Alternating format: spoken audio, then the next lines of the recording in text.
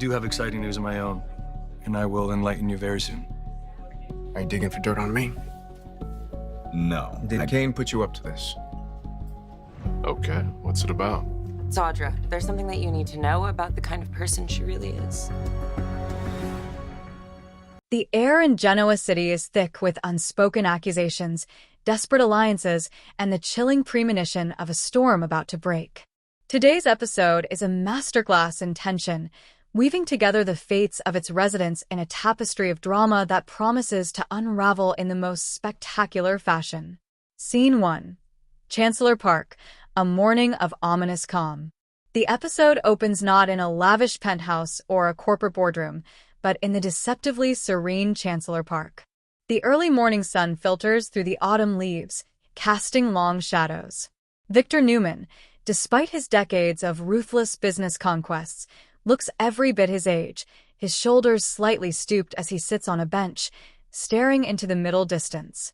He is joined by Jack Abbott, whose usual wit is replaced by a grim solemnity. "You're out early, Jack," Victor states, not turning his head. "Could say the same for you, Victor. Trouble in paradise." Jack replies, sitting beside him. "There is no paradise. Not anymore. Not with this cloud hanging over my family." The cloud is the impending trial of Claire Grace. Jack knows better than to mention her name directly. The two old rivals sit in a rare, comfortable silence, a testament to the gravity of the situation that transcends their own storied feud. "We've made mistakes, you and I," Victor muses, his voice a low rumble. "But what's happening now, it feels different. It feels like an enemy we can't buy, bully, or reason with. The truth can be a formidable foe," Jack says softly, "or a slippery ally." Their conversation is a quiet prologue to the day's chaos, a moment of reflection between two kings who sense their castles are under siege from within. Scene 2. The Newman Ranch, a fractured dynasty. At the ranch, Nikki Newman is attempting to maintain a facade of normalcy, pouring coffee with a hand that betrays a slight tremor. Victoria Newman enters, her expression a mask of corporate steel, but her eyes reveal a deep-seated anxiety. "Has Mother returned her calls?" Victoria asks without preamble. Nikki's silence is answer enough. Victoria's frustration boils over. This is absurd. She's holed up with Cole Howard of all people, acting like this is some grand romantic reunion instead of a family crisis. We need a united front, and she's off playing house with a ghost from her past. "Your mother is processing this in her own way, Victoria," Nikki says, her tone weary. "We all are. The revelation that Claire is her daughter, it's shaken her to her core. And what about us?" Victoria counters, her voice rising. "What about the company?" Every news outlet is running with the story. Newman heiress accused of corporate espionage. "Our stock dipped 3 points yesterday. We can't afford for Mother to be this selfish." The word selfish hangs in the air, a poisonous accusation. The door opens, and Nate Hastings enters, looking polished and prepared. "The board meeting is in 1 hour," Nate informs Victoria. "We need to go over the final talking points. We're projecting confidence and control. Any hint of the internal discord will be catastrophic." As Victoria and Nate huddle over a tablet, their professional proximity borders on intimacy. The camera holds on Nikki's face, her gaze shifting from her daughter to Nate, a flicker of suspicion in her eyes. Is Nate a loyal lieutenant, or is he capitalizing on Victoria's vulnerability? Scene 3. The Grand Phoenix, a sanctuary and a prison. Up in her penthouse suite, Claire Grace stares out at the Genoa city skyline. The luxurious surroundings feel like a gilded cage. She jumps as the door opens. It's her court-appointed lawyer, but he is not alone. Kyle Abbott is with him. "Kyle, what are you doing here?" Claire asks, her guard immediately up. "I'm here as a friend, Claire. And as someone who knows what it's like to be on the wrong side of a Newman vendetta," Kyle says, his demeanor earnest. "I've been doing some digging. Off the record." The lawyer interjects, "Mr. Abbott has brought some interesting information to light regarding the timeline of the alleged data theft from Newman Enterprises." Kyle explains that he's found a digital forensics expert who can testify that the security breach coincided with a system-wide update initiated by Nate Hastings' department. An update that created a brief, exploitable backdoor. This doesn't exonerate you, the lawyer cautions Claire, but it introduces reasonable doubt and points the finger at another powerful player within Newman. It gives us leverage. A spark of hope ignites in Claire's eyes for the first time in weeks. Why are you doing this, Kyle? After everything. Kyle's face hardens slightly. Let's just say I have my own reasons for wanting to see the truth come out. And my own scores to settle. The alliance between Claire and Kyle, born of mutual resentment towards the Newman Empire, is now officially forged. Scene 4. Society. A clash of titans. The episode's central, explosive confrontation takes place at Society. Billy Abbott is meeting with Lily Winters, discussing a potential expansion for Chancellor Winters, when the door chimes and in walks a determined Cole Howard. Billy. Lily. Cole nods, his posture rigid. I'm here for a takeout order. The lie is transparent. How's Ashley? Lily asks, her tone diplomatic. Before Cole can answer, the door bursts open again. This time, it's Victoria, her heels clicking like gunshots on the polished floor. She ignores Billy and Lily entirely, her focus laser-sharp on Cole. Where is she? Victoria demands, her voice cold enough to freeze the room. She's where she needs to be, Victoria. Somewhere safe, away from the vultures, Cole retorts, standing his ground. Vultures? I'm her daughter. You are a relic. A chapter she closed decades ago. You swoop in here with your concern and fill her head with nonsense, isolating her from her real family when we need her most. Your family, Cole scoffs, is a den of vipers. All you care about is the Newman name and the Newman stock price. Your mother is heartbroken. She's finally processing the loss of a child she never knew, and you're berating her for not attending a board meeting. You're as cold as your father. The insult lands with the force of a physical blow. Victoria steps closer, her face inches from his. You know nothing about my family, and you will not come between my mother and me. If you think you can waltz back into her life and play the hero, you are sorely mistaken. Stay away from her, Cole. That's not a request. The standoff is electric. Billy and Lily watch, stunned into silence. This is no longer a corporate battle. It's a raw, familial war, and the battlefield is Ashley's fractured heart. Scene 5. Newman Enterprises. The boardroom gambit. The promised board meeting is a tense, high-stakes affair. Victoria, with Nate by her side, lays out a strategy to contain the fallout from Claire's arrest. She is poised, powerful, and utterly convincing. But Victor, who has entered the room silently, observes from the back. The narrative is simple, Victoria declares. The actions of one troubled individual do not reflect the integrity or the strength of Newman Enterprises. We are cooperating fully with the investigation, and we have already implemented new, robust security protocols, thanks to Dr. Hastings. As she speaks, Victor's eyes narrow. He sees the way Nate's hand rests on the back of Victoria's chair, the subtle glances they exchange. He sees a man positioning himself in the power vacuum. When the floor opens, Victor stands. The room falls silent. A compelling presentation, Victoria, he begins, his tone deceptively mild. But it lacks one crucial element, accountability. This troubled individual didn't breach our systems by magic. She had help, or was a pawn in a larger game. His gaze sweeps the room, lingering for a fraction of a second too long on Nate. I move that we form a special oversight committee, independent of current management, to conduct an internal investigation.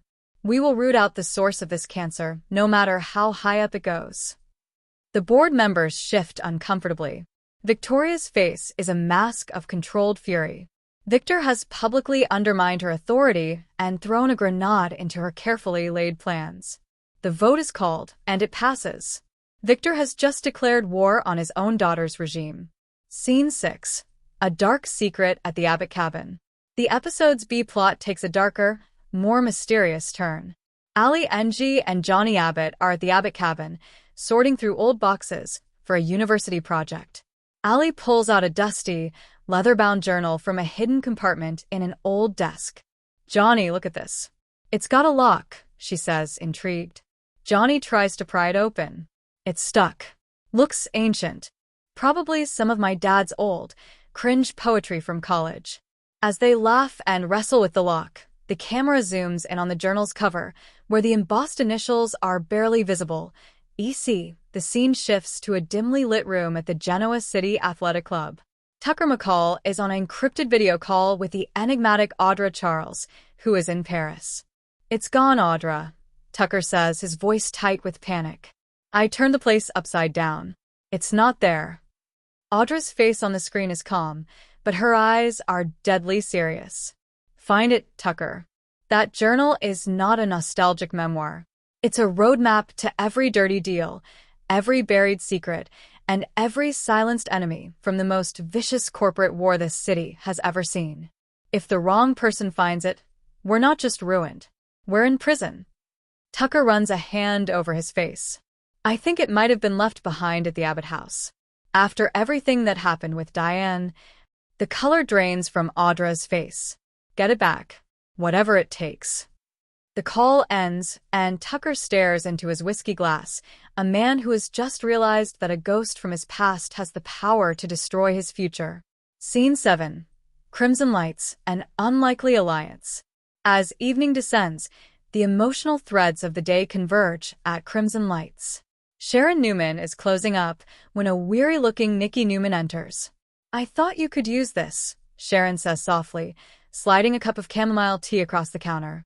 "Decaf." Nikki manages a frail smile. "You're an angel, Sharon. Thank you." They sit in a quiet booth, the two women who have loved Victor Newman in different ways and borne the scars to prove it. "He's turning on his own children, Sharon," Nikki whispers, her voice breaking. "Victor and Victoria, it's a battle for the soul of the company, and I'm terrified there will be nothing left when the dust settles." Sharon places a comforting hand over Nikki's. "We have to have faith in the people we love, even when they're at their worst. And we have to be there to pick up the pieces when they finally break." Meanwhile, at another table, Kyle meets covertly with Summer Newman. He tells her about his findings regarding Nate and the system update. "Are you sure about this, Kyle?" Summer asks, her brow furrowed with concern. "Accusing Nate is a huge risk." "I'm sure he's hiding something," Kyle insists. "And I think he's using your aunt's instability to get closer to the throne. I need you to keep your eyes and ears open at Newman, Summer. For Claire's sake, and for the family's." Summer, torn between her Abbott blood and her Newman ties, reluctantly agrees. The lines are being drawn, and no one is safe. Scene 8. The final confrontation, a mother's choice. The episode culminates back at the anonymous apartment where Ashley Abbott has been staying. Cole returns from his confrontation at Society, looking battered but resolute. Ashley is waiting for him, her face streaked with tears. "Victoria found you," she states. "It doesn't matter," Cole says, taking her hands. "What matters is you. What do you want, Ashley? Not what Jack wants, or what Victoria demands. What does your heart tell you?" Ashley takes a deep, shuddering breath.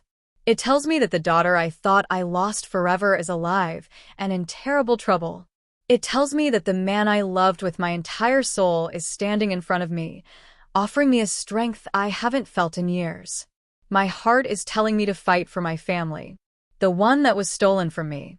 As she speaks, there is a firm knock on the door. Cole answers it to find Jack and Tracy Abbott standing there, their expressions a mixture of worry and determination. "We're not here to fight, Cole," Jack says, his voice calm but firm. "We're here as a family. Our sister needs us. All of us." Ashley looks from Cole to her siblings, a wave of emotion overwhelming her. Tracy steps forward and opens her arms. Ashley collapses into them, sobbing. For the first time, the Abbott family is united in this crisis, but the shadow of the Newman feud and the damning journal looms large over their fragile reunion. Fade to black. The episode ends on a note of precarious equilibrium. Alliances have been shattered and forged in the same day. Victor has made a power play, Victoria is cornered, Claire has a glimmer of hope, and the Abbotts have found a tenuous unity. But the secret's yet to be uncovered. Nate's true ambitions, the contents of Tucker's journal, threaten to explode with even greater force, ensuring that the calm in Genoa City is nothing but the eye of the hurricane, the young and the restless. YNR. Spoilers hint that Claire Newman, Haley Aaron, could seduce Detective Burrow, Matt Cohen, for Noah Newman, Lucas Adams. Info and try to help Nick Newman, Joshua Morrow. Seek the real story. Will Claire's trip to Los Angeles leave her tangled up in more danger than she bargained for? Claire hasn't met Noah yet, but she knows all about him according to Victoria Newman, Amelia Heinley. Family has become quite important to Claire since the Newmans found a way to forgive and accept her after all the chaos she unleashed for Jordan, Colleen Zenk. This puts Claire in an interesting position since she was trained by a master manipulator and could use her old talents to help the Newman clan now. Claire could easily get more involved in the Noah mess since she's also in LA. That's especially true since Claire's storyline with Holden Novak, Nathan Owens, is already colliding with Sienna Bacall, Tamara Braun. Holden knows Sienna from his former time in Los Angeles, and Sienna clearly knows Noah since she's been calling his phone, which has her contact information stored in it. During the week of October 20th to 24th, Kyle Abbott, Michael Mueller, will spot Holden and Sienna having a discussion that looks unsettling.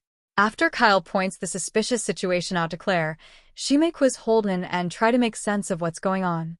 Of course, Claire will eventually stop by the hospital and get updates from Nick, so she may realize the Sienna-Noah link and agree they have to get to the bottom of all this. Since Nick and Sharon Newman, Sharon Case, have been suspicious of Detective Burrow, that could give Claire an interesting angle to work. What if Claire decides to take matters into her own hands with a seduction attempt?